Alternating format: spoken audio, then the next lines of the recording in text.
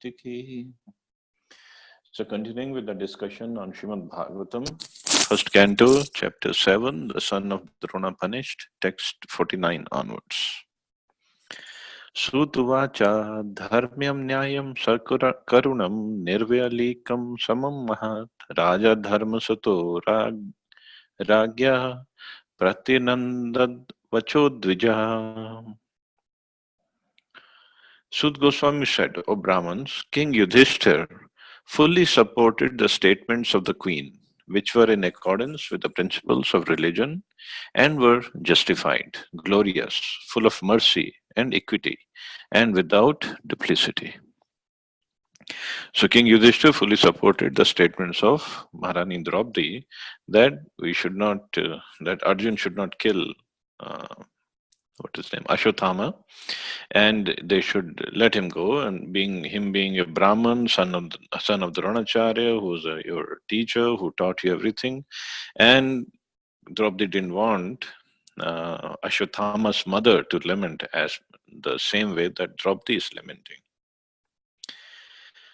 Maharaj Yudhishthira, who was a son of Dharmaraj or Yamaraj, fully supported the words of Queen Draupadi in asking Arjun to release Ashwatthama. One should not tolerate the humiliation of a member of a great family. Arjun and his family were indebted to the family of Dronacharya because of Arjuna's learning the military science from him. If ingratitude was shown to such a benevolent family, it would not at all be justified from the moral standpoint. The wife of Dronacharya, who was the half-body of the great soul, must be treated with compassion, and she should not be put into grief because of her son's death. That is compassion. Such statements by Draupadi are without duplicity because action should be taken with full knowledge. The feeling of equality was there because Draupadi spoke out of her personal experience. A barren woman cannot understand the grief of a mother. Draupadi was herself a mother, and therefore her calculation of the depth of Kripi's grief was quite to the point. And it was glorious because she wanted to show proper respect to a great family. It's a wonderful purport. When even though Ashwatthama had committed such an act worthy of killing, so many times he should have been killed according to the regular law. But first Arjun pardoned him, he didn't kill him. Then Draupadi came and then she pardoned him. And then on top of it, she got the support of Yudhishthira Maharaj that we should pardon him. Nakula Sahadevascho Yuyudhano Dhananjaya Bhagwan Devaki Putro Yechanye Yascha Yoshitaha. Nakul and Sahadev, the younger brothers of the king, and also Satyaki, Arjun, the personality of Godhead, Lord Shri Krishna, son of Devaki, and the ladies and others all unanimously agreed with the king. But there is just one name missing in all this. We'll read him in the next text. Tatraham arshito bhimas tasya shreyan vadasmrita na bhartur natmanascharthe yohan suptan shishun vritha. Bhima, however, angrily disagreed with them and recommended killing this culprit, who had murdered sleeping children for no purpose and for neither his nor his master's interest. Now Bhim was not in favor of all this. So he was alone. He was on the other side. He's saying, no, this guy should be killed. And if Bhim is opposing, then it's a big problem because they were not totally, even together they were not equal to Bhim in strength. Nishamya Bhim Gatitam Draupadayascha Chaturbhuja Alokya Vadanam Sakyuridam Hasaneva.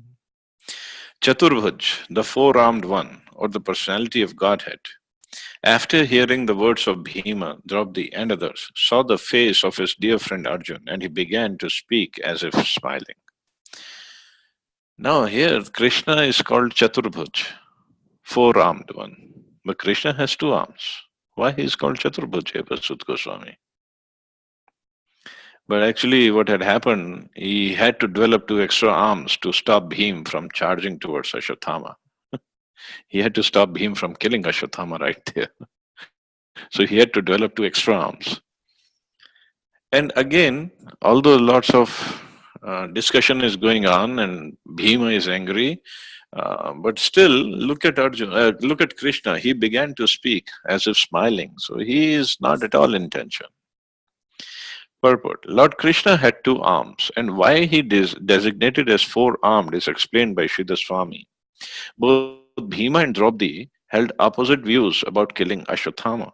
Bhima wanted him to be immediately killed, whereas Draupadi wanted to save him. We can imagine Bhima ready to kill while Draupadi is obstructing him. And in order to prevent both of them, the Lord discovered another two arms. So he wanted to keep them separate. Originally, the primeval Lord Shri Krishna displays only two arms, but in his Narayan feature, he exhibits four arms. In his Narayan feature, he resides with his devotees in the Vaikuntha planets, while in his original Shri Krishna feature, he resides in the Krishna Loka planet, far, far above the Vaikuntha planets in the spiritual sky.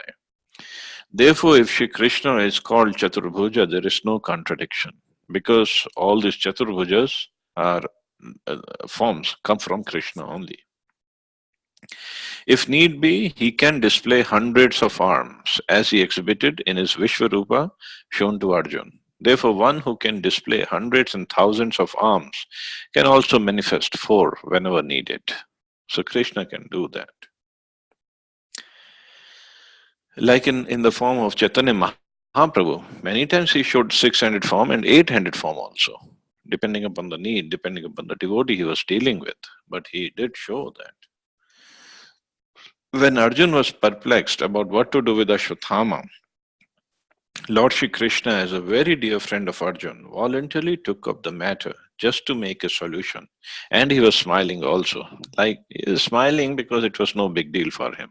Although everybody was fighting here, everybody was in difficult situation, and the confusion was there, whether to kill him or not.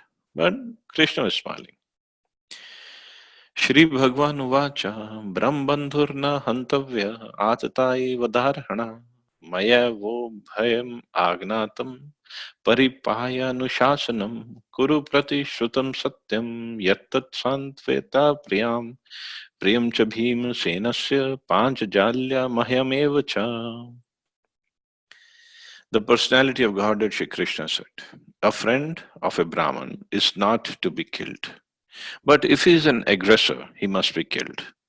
All these rulings are in the scriptures, and you should act, means Arjun, you should act accordingly. You have to fulfill your promise to your wife, and you must also act to the satisfaction of Bhimsen and me.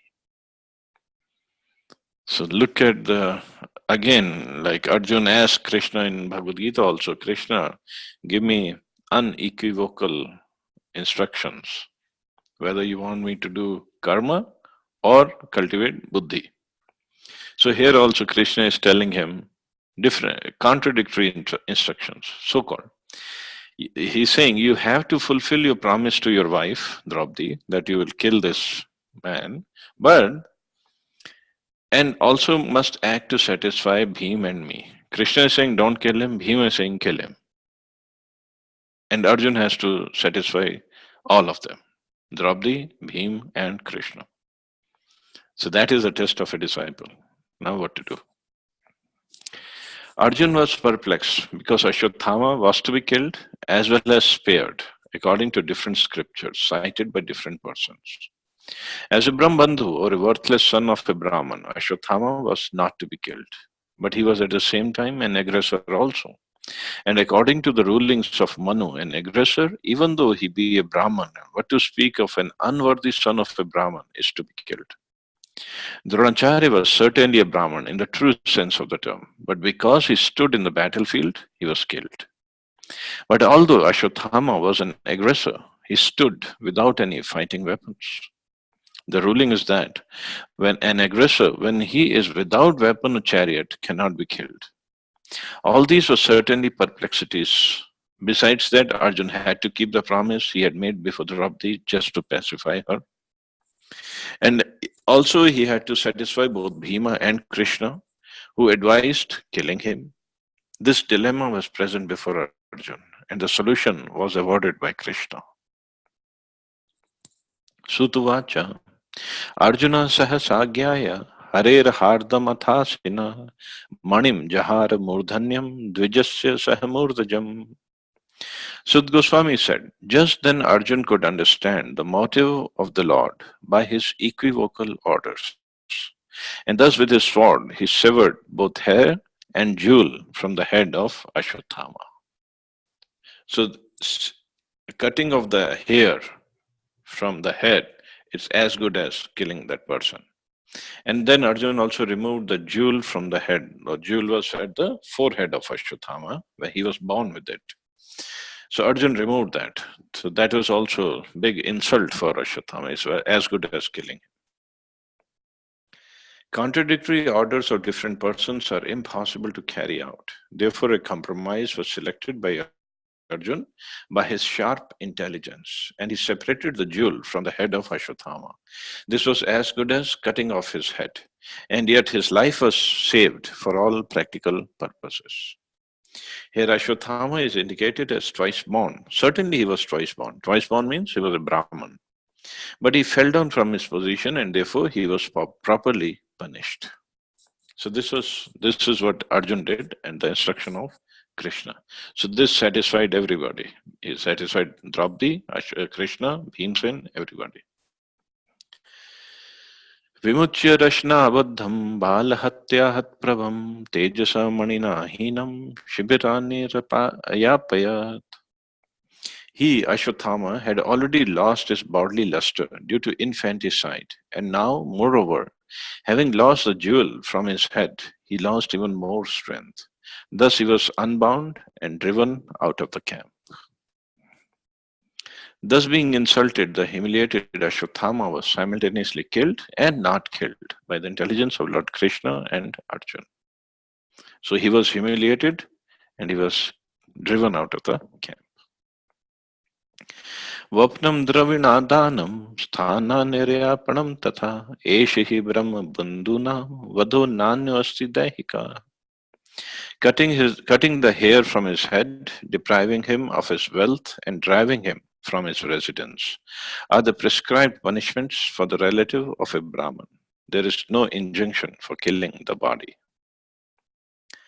Putra shokatura sarve pandava sah krishnaya swanam ritanam yatkrityam chakrur nirharanadikam. Thereafter, the sons of Pandu and Draupadi, overwhelmed with grief, performed the proper rituals for the dead bodies of their relatives. So thereafter, they performed the proper rituals.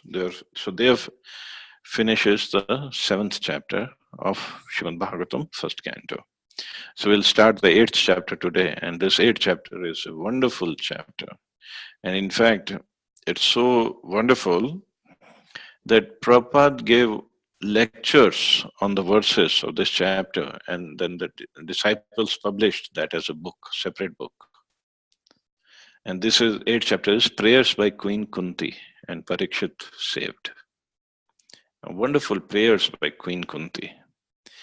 For many times, ladies, they complain in ISKCON that Prabhupada's purports are too strong against the ladies. But if you look at these prayers by Queen Kuntī and the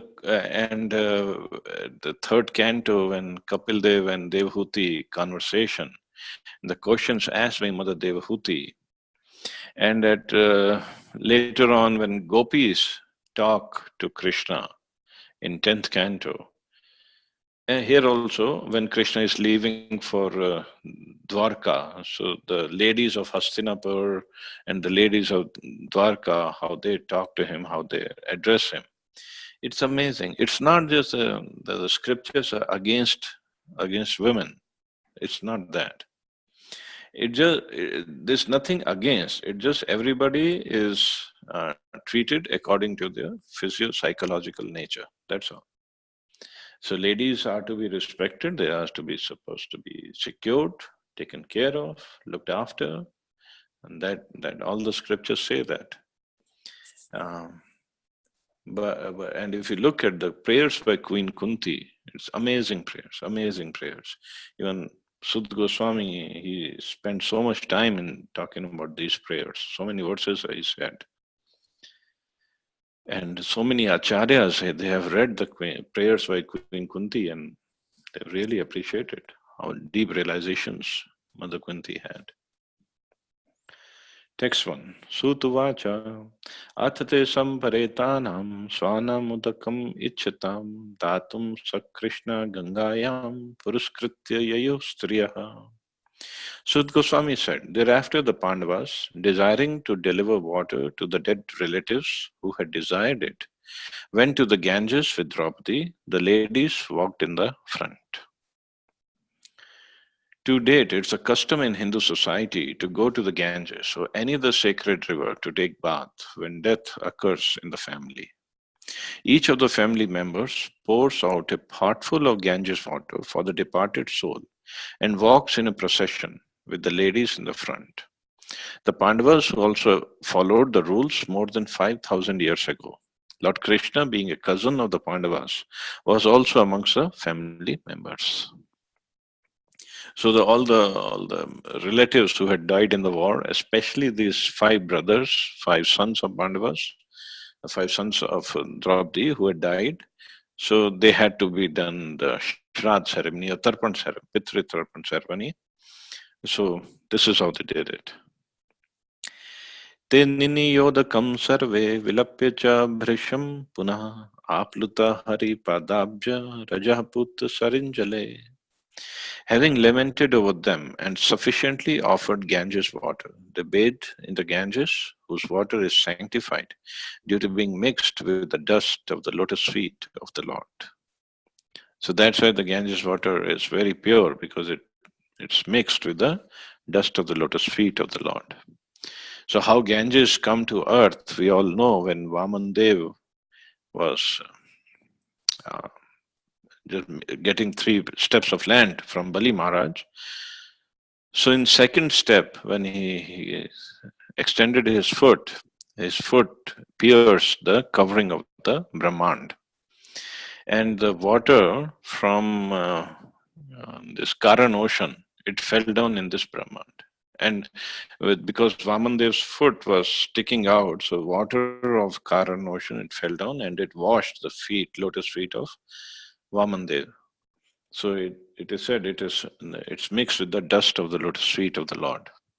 And then Brahmaji collected that water in his kamandal because it was very pure.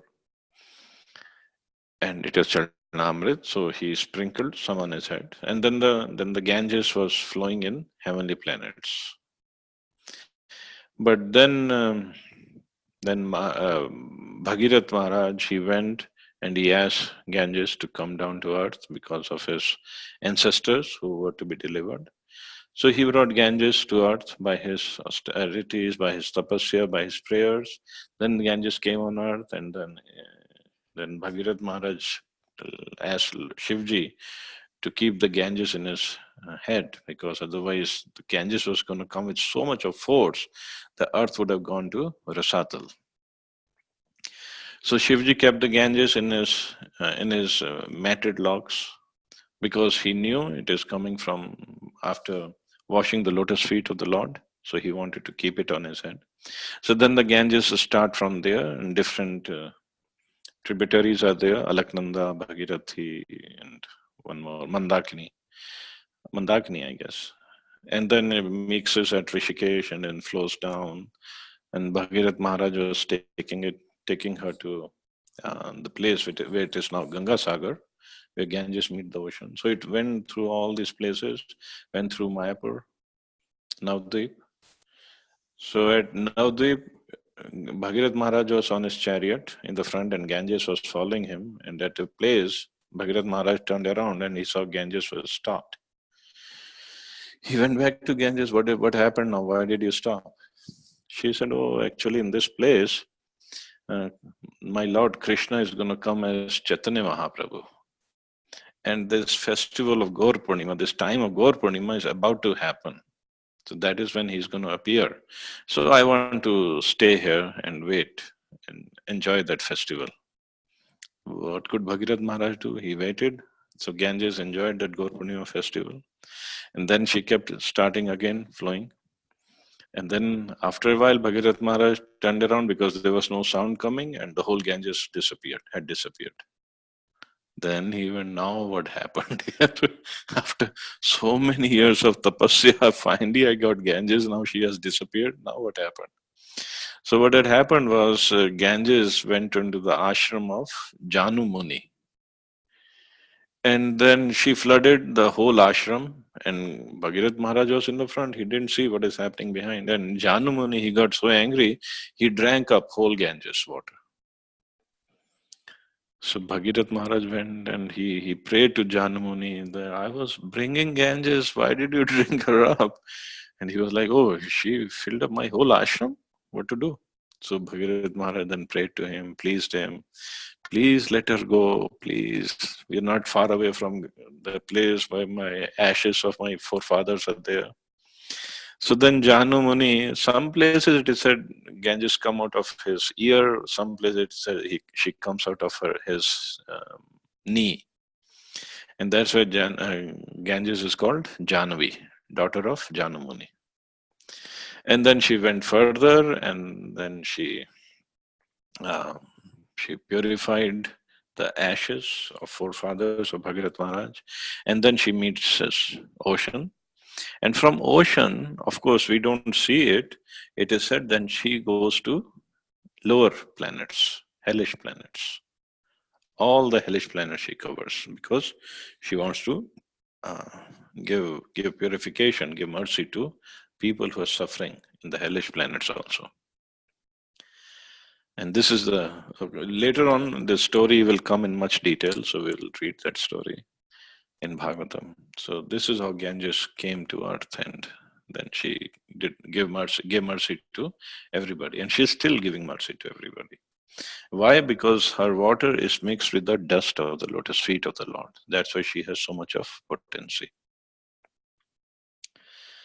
Tatrasinam kurupatim dhritarashtam sahanujam gandharim putra shokartam pritham krishnam chamadvaha. There sat the king of Kurus, Maharaj Yudhishthira, along with his younger brothers and Dhritarashtra, Gandhari, Kuntī and Draupadi, all overwhelmed with grief. Lord Krishna was also there.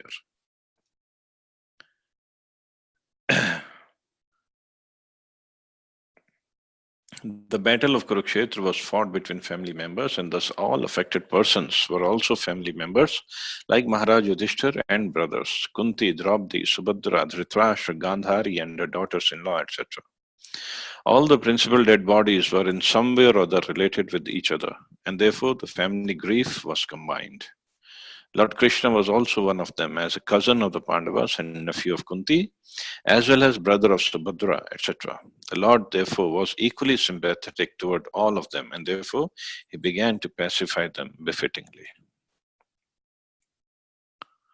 Santvaya masa munirbhir hatbandhun shucharpitan bhuteshu kalasya gatim darshan apratikriyam. Citing the stringent laws of the Almighty and their reactions upon living beings, Lord Krishna and the Munis began to pacify those who were shocked and affected. So Krishna is telling everybody the laws of the Almighty. He himself is Almighty and he's still there and he's there. But he had to pacify all of them. So he had to tell them whatever the laws are, whatever we do, we have to suffer the reaction. All the wonderful philosophical talks. So it's a little long paragraph, so I'll not go over it. So time is getting over. If anybody has any questions or comments, please go ahead.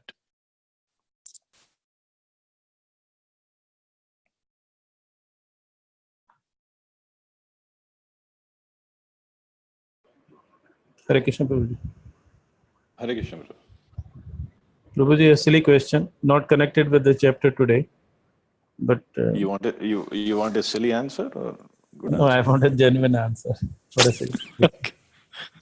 No, Prabhuji, we talk about in the Pitraloka, and on one hand we say that in all the souls and which take a rebirth and in one form or the other to have the karmas and to bhog the karmas, then who stays in Pitraloka?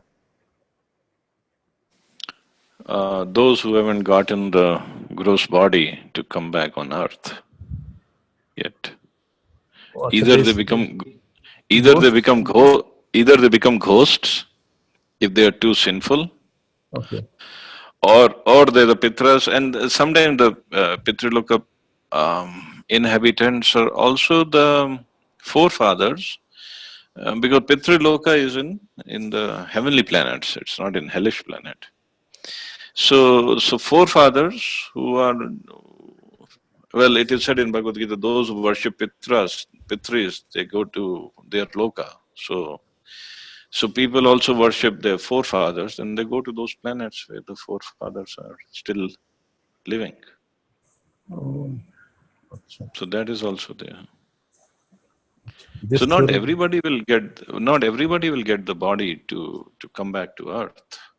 They will go here and there also. But then what happens to the karmas? Accumulated So karmas. after they After finish they off their time in Pitriloka, then they, when they get the bodies and again. So yeah. okay. Even just like Svargloka, people go there, and then after finish of the bank balance of the pious activities, they come back.